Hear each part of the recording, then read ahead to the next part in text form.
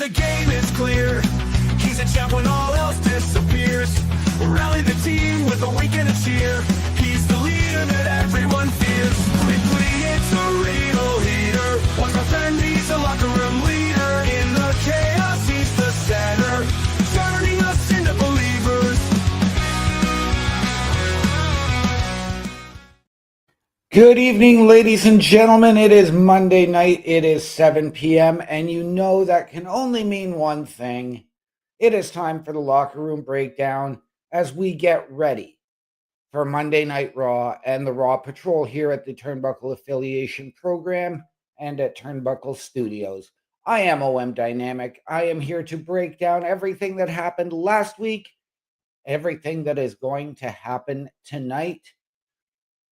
This is going to be very, very intriguing. Last week, we were promised an epic Monday Night Raw coming off of what was an underwhelming Survivor Series. Where to begin? I mean, we had some good matches listed. Was it as epic as everybody thought it was going to be, or we were led to believe? Let's get into it, ladies and gentlemen, and I want to hear your thoughts as well. So to open the show, we had, to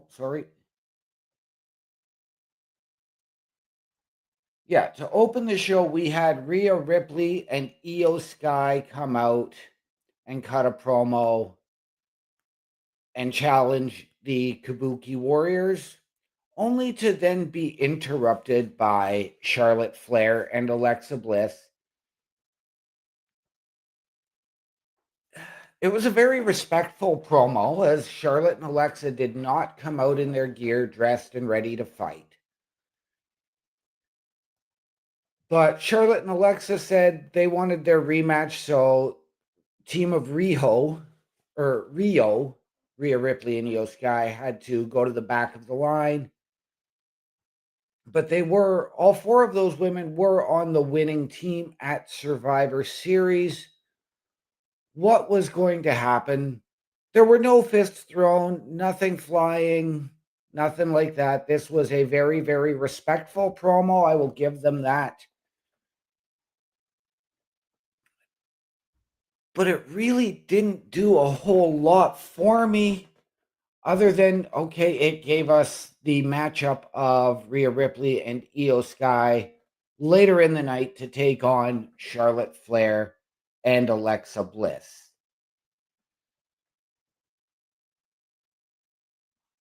Nothing overly spectacular. This was what we saw, and it left us questioning, okay, are we going to then see Nia and Lash? We know that Bayley and Lyra want to get into the women's tag team title picture. You've got the Kabuki Warriors. You've got all of this stuff going on. What did it really, really do? It just put two teams battling for a contention spot. And both teams deserve the title match, quite frankly. But this didn't do a whole lot for me. But then we went backstage and we saw Paul Heyman and Bron Breakker waiting outside Adam Pearce's office, saying, look, Bron Breakker beat CM Punk at Survivor Series inside War Games. And it's true, Bron Breakker was the one that pinned CM Punk after CM Punk ate the stomp from the Mystery Man and then a spear.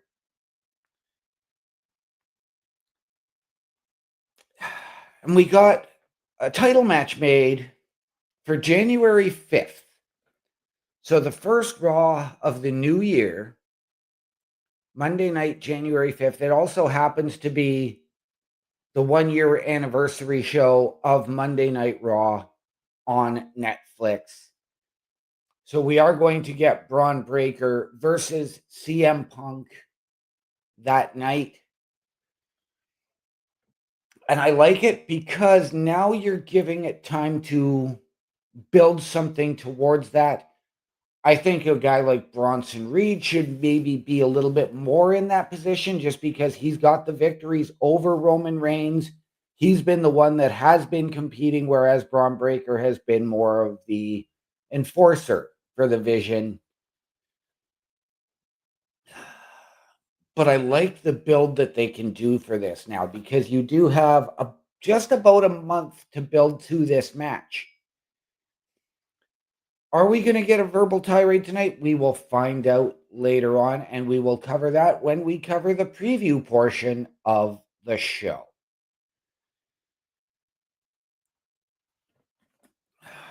The Last Time Is Now tournament. We had the semifinal matches to determine who was going to determine the last two who had the chance to face John Cena on Saturday night's main event. Jey Uso versus L.A. Knight. This had the potential to really blow the roof off. This should have probably been your main event match of the night. You had the megastar, the man they call the megastar in L.A. Knight. Yeah. Going up against main event Jey Uso, the man who has captivated the crowd for the better part of the last year and a half. And instead we got a short match and LA Knight winning by a crucifix roll-up. Really? Really, WWE, that's what you have to do. This match could have gone so many different ways, and that is how you had to do it. I got to be honest, ladies and gentlemen, I don't want to say I was disappointed in the match. I was disappointed in the ending. It also wasn't long enough for what should have been a semi-final match. LA Knight was coming in fresh because Jey Uso had just competed inside War Games. You could have capitalized on Jey being beaten up, broken down a little bit. It didn't have to be a squash match. I was okay with LA Knight winning. It was how they did the pinfall.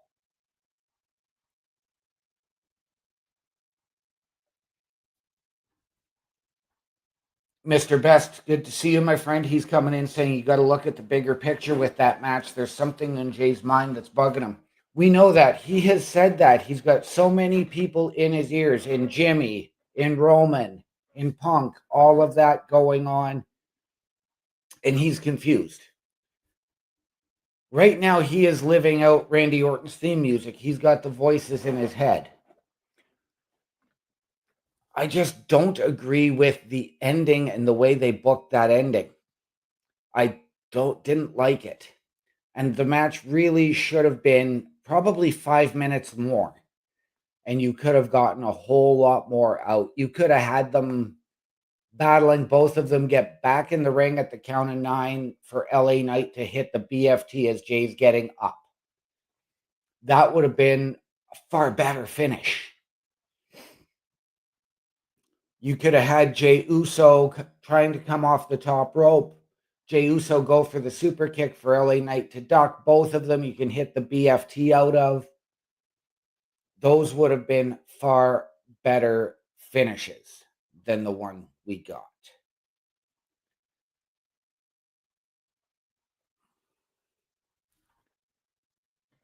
Afterwards, we went backstage, and again, we had Asuka going face-to-face with Bayley, and then blaming Bayley for her team losing at Survivor Series because Bayley wasn't on the team. Which really doesn't make a whole lot of sense to me. At the same time, I get it. But Bayley and Asuka, they have that history from Damage Control. Bayley, Asuka, Kairi Sane, and Io Sky. But Bailey had absolutely nothing to do with Survivor Series. And you know what? The parts on the babyface team and on the heel team could have been interchangeable. You could have turned Bailey heel, put her on the heel team. You could have done the same with Lyra. It was just a confusing point to make, because Bailey was nowhere near being involved. Why are you going to blame her? These games from Asuka are really, really telling me more and more why I really want her to retire and go home. She's not that good in the ring, ladies and gentlemen. These games that she's playing in the back, it's just... And I know it's not necessarily Asuka's fault, but this is just sheer stupidity on the part of the creative in WWE. But yes, again, I'm going to say it. Asuka, please, just retire.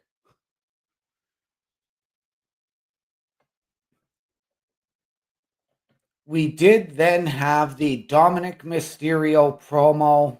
Although he didn't cut too long of a promo, he came out. It was the Judgment Day in full force. Dom, Finn, JD, Raquel, and Roxanne. Dom then took the time to reintroduce Liv Morgan to the WWE Universe, and she received a massive pop. Again, the promo didn't do a whole lot, but it did send the mission statement for the Judgment Day. Liv got into it saying the Judgment Day doesn't have the gold. The Judgment Day is breaking up. That all changes now. The Judgment Day is back to running Monday Night Raw. And again, there was a lot more on that to unpack a little bit later last week on Raw. This promo, although it didn't do a lot, it was a clear mission statement, a clear message, the Judgment Day manifesto. And does Liv Morgan get the Judgment Day back on track, or do we keep going down this same rabbit hole with them?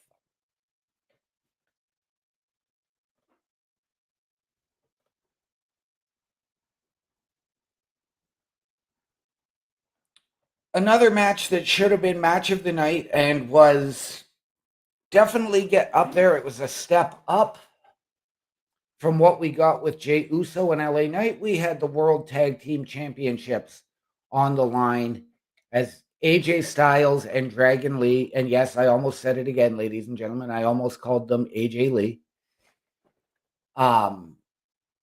They defended the tag team titles against the New Day.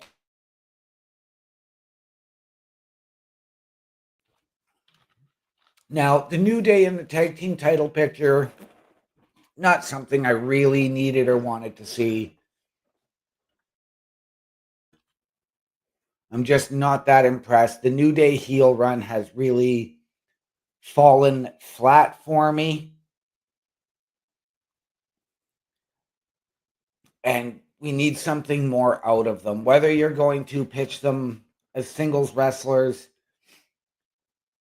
Can we get a belt, though, on Grayson Waller and maybe have him become the leader of the New Day? There's a thought, WWE. There's a thought, creative. Put Grayson Waller front and center as the mouthpiece for the New Day. Give him a belt and have him do it the way they did it back then. Yes, they used the Freebird rule for the tag team titles, but when Kofi or Big E had the title, it was always deferred. It was the same with the Shield. For a long time, Dean Ambrose looked like he was the leader. Then it was Seth Rollins. Roman Reigns was never considered to really be that guy. But ladies and gentlemen, this match, and I'm going to give this match a lot more credit because it really did surprise me. The New Day really did show their tag team expertise and really, really made this match look good. AJ Styles, the veteran that he is, Dragon Lee, the veteran that he is, you cannot ask anything more of these four men. And the finish. This was a thing of beauty. Dragon Lee, or AJ Styles, laid Kofi Kingston on the top rope. Dragon Lee came off with the stomp, flipping Kofi Kingston into AJ Styles' waiting arms, and AJ is able to set up the Styles Clash. Right after, Dragon Lee goes and does a torpe over the top rope to take out Grayson Waller and Xavier Woods on the commentary side of the ring.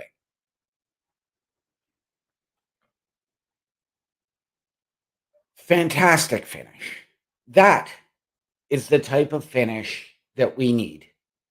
I love it. It's innovative. It's flashy. It's not necessarily a top rope move, but it was set up that way. It was technical. This match was a great match all round. Both sides, all four veterans, really showing why they are four of the best. But again, ladies and gentlemen, this was Grayson Waller taking cheap shots that he didn't need to take.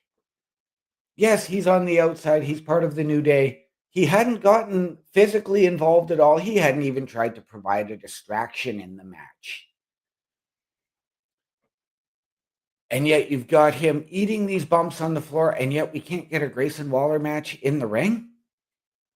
Come on. Again, WWE, do better. Grayson Waller should be a top-tier talent challenging for the Intercontinental or the U.S. Championship if you were to move him to SmackDown. Not being cannon fodder and being stuck in this sitcom role that he is as the outsider of the New Day.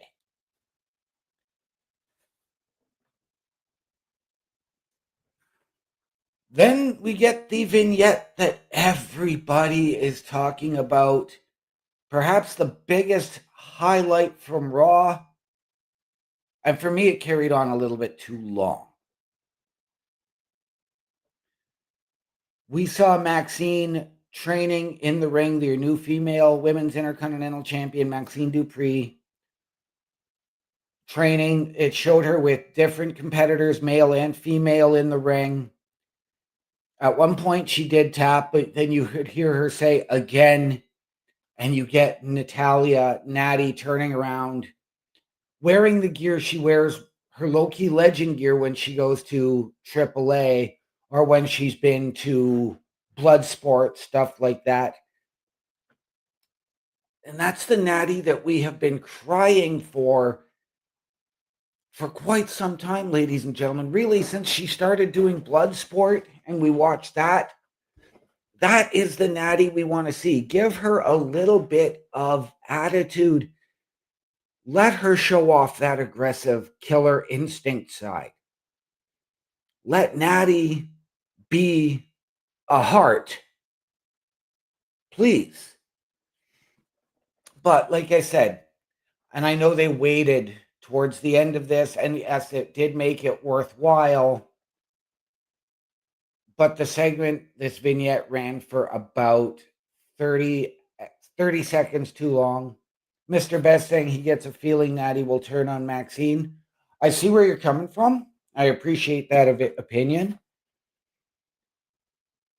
But they were just starting to build a tag team, even though we never got to see the Dungeon Dolls in action.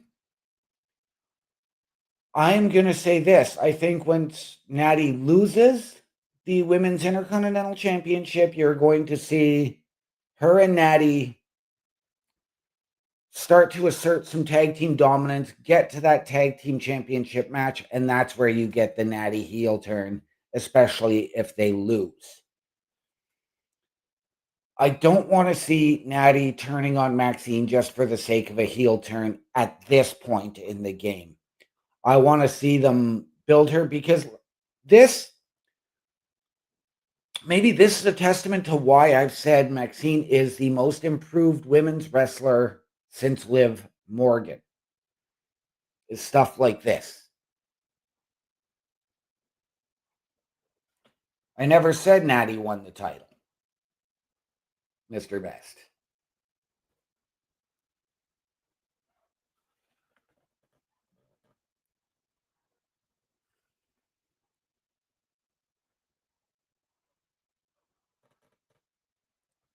So,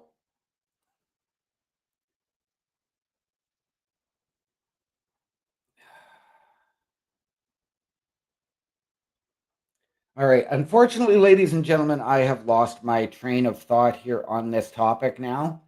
But I do think that we need to get the Dungeon Dolls in action.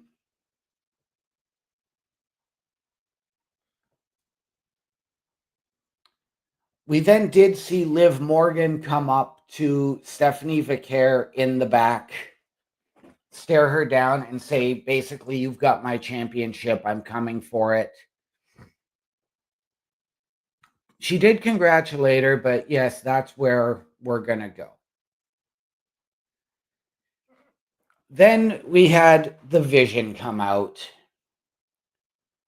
Paul Heyman, Logan Paul, Bronson Reed, and Braun Breaker came out. And this was Braun Breaker took over this promo.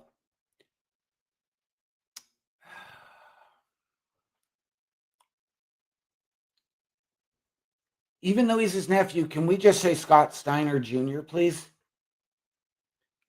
This promo was not as great as it should have been. Yes, it was intense, but Braun Breaker tripped over his words numerous times.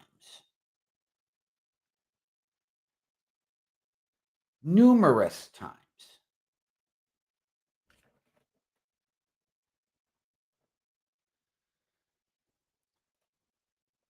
But that was when he announced that he was going to get that title match on January 5th on Netflix.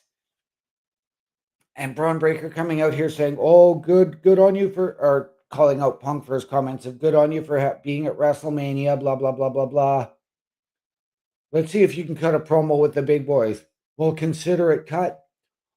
All it was Braun Breaker screaming and sounding like his uncle, but even a little bit more out there. Now, it wasn't the Steiner math segment, but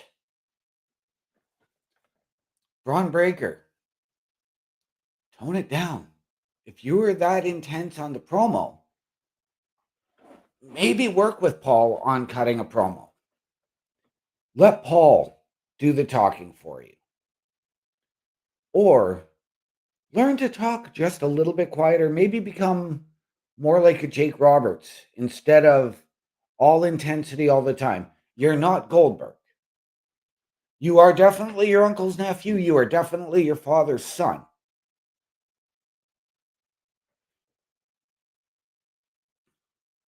But please get some help on the promo work, Braun.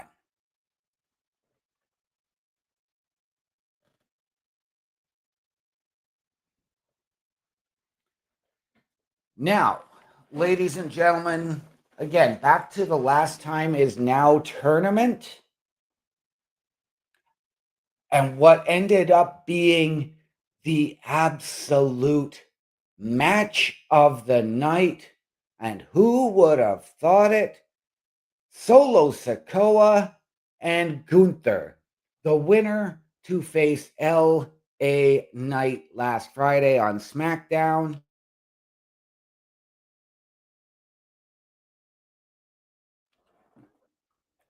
And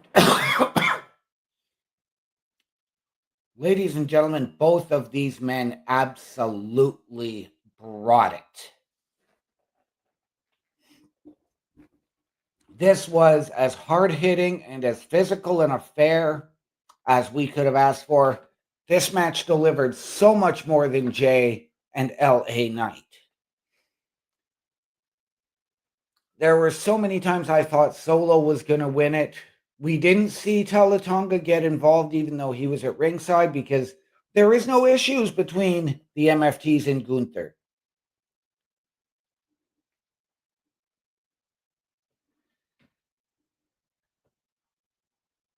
Now, yes, ladies and gentlemen, Gunther won, and for that, I'm a little bit disappointed. I was. But at the same time, Solo didn't need the victory because they're trying to establish the MFTs. So Solo didn't need the victory. He's had his opportunities with John Cena. He's had his opportunities with Cody Rhodes. He doesn't need it.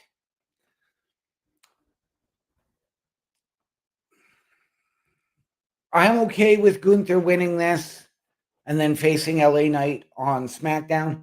I didn't want Gunther winning the tournament, but again, we will get to that a little bit later.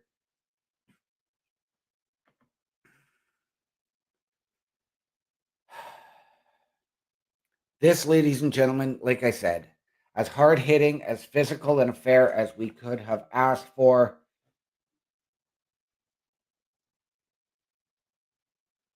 We did then get a face-to-face between LA Knight and Gunther in the center of the ring. And like I said, ladies and gentlemen, this was the match of the night. Best of Solo's career.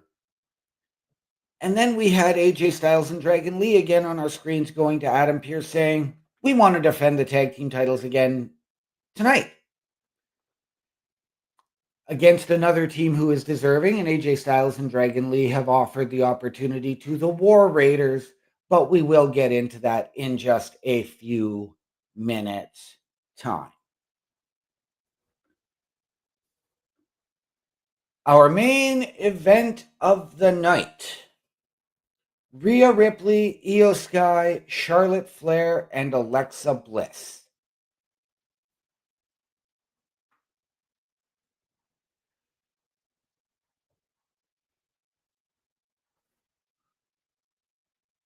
This match, again, the women just bring it, ladies and gentlemen. And these four, you cannot, again, ask anything more of these four women.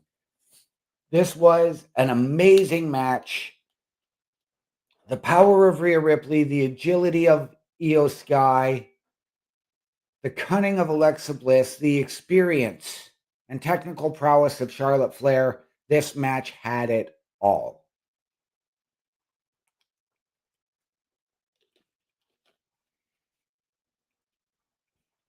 And whether they were pounding the snot out of each other or, going back and forth, this match at times did feel like a bit of a cluster bomb.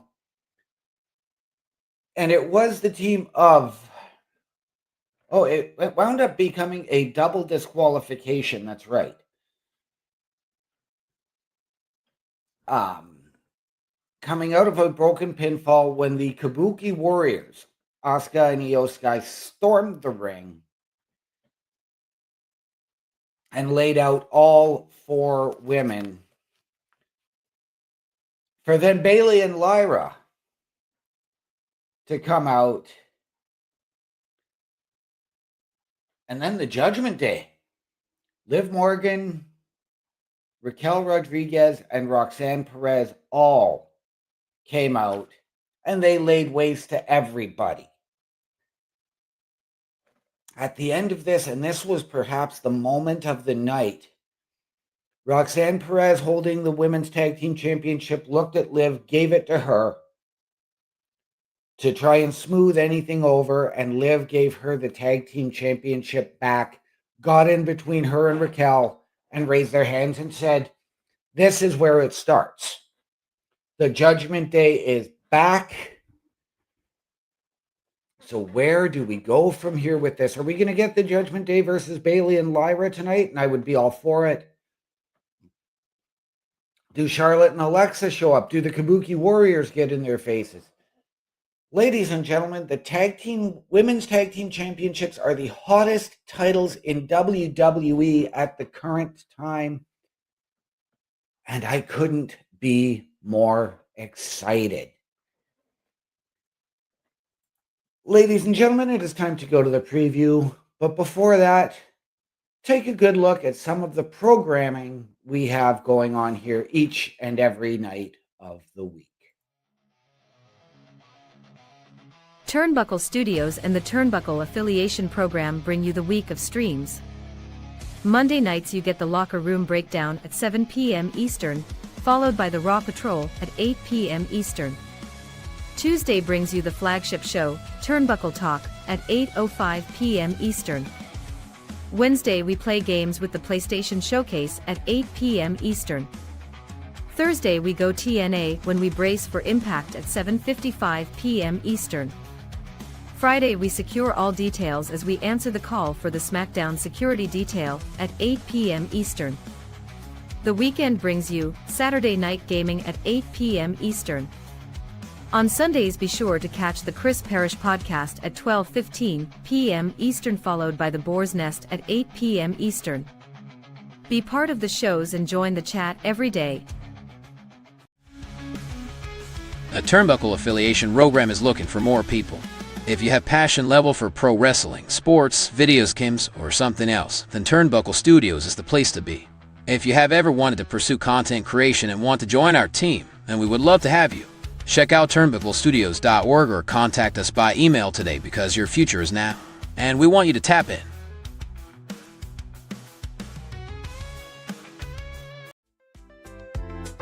The Turnbuckle Studios store is open for you 24 hours a day, 7 days a week. Get the merch and represent the best from the shows you watch on a weekly basis. Multiple styles to choose from with over 10 products available. Don't get left out and pick up all your favorites today. Find us at carlcarafel.redbubble.com. And ladies and gentlemen, if you have ever wanted your break in podcasting, content creation, a potential collaboration, or just help us help behind the scenes, turnbucklestudios.org is the place to be for all your Turnbuckle Affiliation Program needs. Meet the team. Chris Parrish, Chris Best, Bubba Duke, Carl Carafel, and myself. Go to the host section. Get all of our socials there, and as well, watch our latest weekly episodic shows, including this one, which will be up in just a little while. Hit the shop button to go to carlcarafel.redbubble.com. Support your favorite podcasters, support your favorite programs, wear what we wear. All the proceeds come back into our studios so that we can deliver you a better viewing experience. And ladies and gentlemen, smash that join button. Send us your credentials. Tell us how you can help us, how you feel we can help you. And we can sit down as a collective and figure out the best fit. Turnbucklestudios.org, ladies and gentlemen, for all your Turnbuckle Affiliation Program needs. On to tonight's show. And I mentioned it a little while ago. AJ Styles and Dragon Lee will defend the tag team championships against the War Raiders, the team that lost them to the Judgment Day and never got their rematch because the Judgment Day just didn't defend the tag team titles.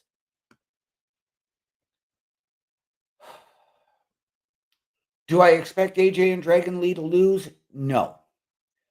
I think that now we might start seeing some of these teams that have been off of TV for a while start getting these opportunities. If there is a team that I want to see win those tag team titles and get that opportunity to really get themselves back on TV, believe it or not, ladies and gentlemen, it is the Creed brothers. I would much rather see Julius and Brutus get their first opportunity to carry that gold and be that tag team to dethrone AJ and Dragon. Now, it wouldn't surprise me with Liv Morgan back if we go back to the Judgment Day really ruling the roost and getting all the gold. Is it something I want to see? Not necessarily. Do I think that it's a way to maybe get JD or Finn a singles title and maybe get one of them out there, whether it's Finn, whether it's JD, whether it's Dom?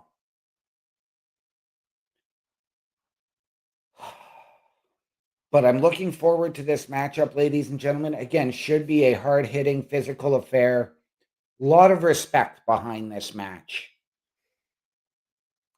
And with AJ and Dragon stepping up saying, no, we want to defend it. We want to give these teams that are worthy the opportunity. I cannot wait to see what this match has in store. Do I expect this to be the match of the night? No. I expect it to be one of the better matches of the night. Absolutely. Then we are going to get Rey Mysterio and Finn Balor. The guys and I, we were discussing this the other night off stream. And I really don't need this match. It's going to be a fantastic match, but this is, again, the Rey Mysterio Dom dynamic that I just don't need unless there is going to be a payoff sooner than later for it. And this is just Rey Mysterio, and who knows if the LWO is even still a thing. Do we get them coming out to assist Rey?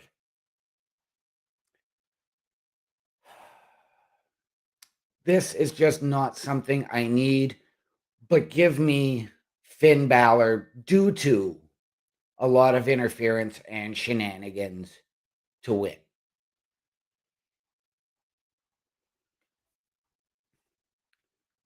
Okay, I asked earlier about a women's tag team match. Do we get Bayley and Lyra versus Raquel and Roxanne?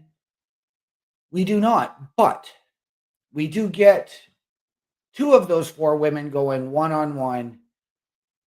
And those two women, who have already had a couple of classic matches this year, are going to probably absolutely steal the show tonight. I'm going to call this one right now probably my match of the night. And by the end of 2026, both of these women will be women's world heavyweight champions. Lyra Valkyria one-on-one with Roxanne Perez. Ladies and gentlemen, sign me up for this match each and every night of the week, please. This is a match that, no, I don't want to see it 52 weeks in a row. Okay? But, you know, you put enough distance and time between them. I love it. I am here for it. Like I said, this is probably going to steal the show. Or is Stephanie Vaquer going to be there? We know that Raquel and Liv will be there. Will Bayley be there? Or is this where we get the Bayley turn or the Lyra turn? There is a lot to unpack with this match, ladies and gentlemen, and I think that this match is absolutely going to steal the show. This is our match of the night tonight.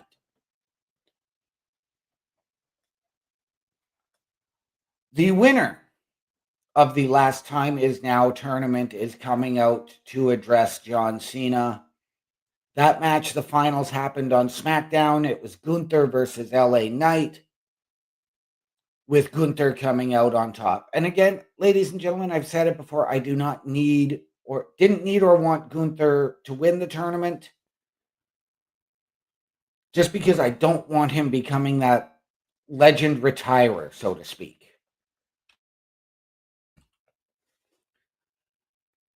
But we are going to hear from Gunther tonight. The question is, do we hear from John Cena? Does John Cena add an extra date and show up tonight before Saturday night's main event this coming Saturday night?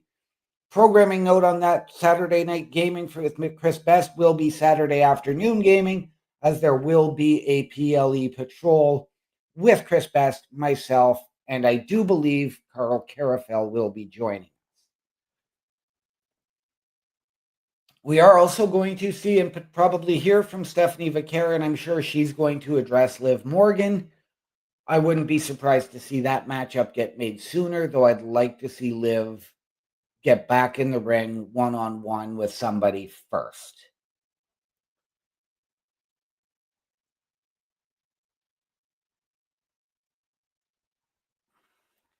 As well, ladies and gentlemen, we saw a couple of big announcements on Friday night as it pertains to Saturday night's main event. as we found out that Cody will go one-on-one with Obafemi, your NXT champion.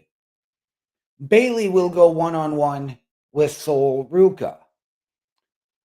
What other match or matches do get made tonight for Saturday night's main event featuring Raw and NXT? Ladies and gentlemen, that wraps it up here for us at the Locker Room Breakdown tonight. We look forward to seeing you over at the Turnbuckle Studios YouTube page, on Twitch, for the Raw Patrol. Ladies and gentlemen, always remember, the world is better with you in it. From all of us here at the Locker Room Breakdown and Turnbuckle Studios, to those of you out there wherever you are, good night, good luck. I'm out.